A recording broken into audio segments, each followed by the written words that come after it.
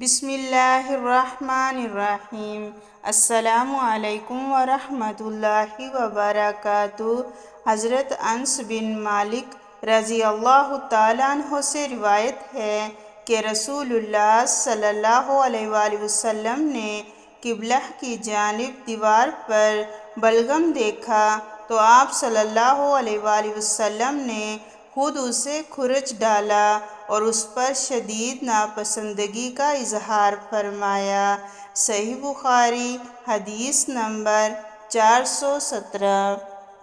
خاتم النبیین صلی اللہ علیہ وآلہ وسلم نے ارشاد فرمایا، مال و دولت اور حسن و جمال کے اعتبار سے اپنے سے کم لوگوں کی طرف نگاہ رکھو اور اپنے سے اونچے لوگوں کو مت دیکھو۔ ایسا کرنے سے تم اللہ کی نعمتوں کی ناقدری اور ناشکری سے بچے رہو گے۔ صحیح مسلم حدیث نمبر 7430۔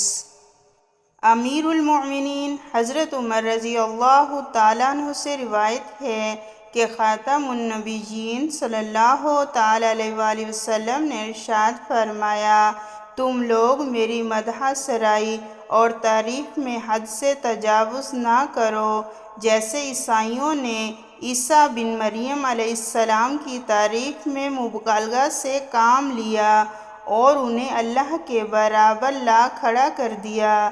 بلا شبہ میں اللہ کا بندہ اور رسول ہوں، اس لیے مجھے اللہ کا بندہ اور رسول ہی کہو۔ صحیح بخاری حدیث نمبر 3445۔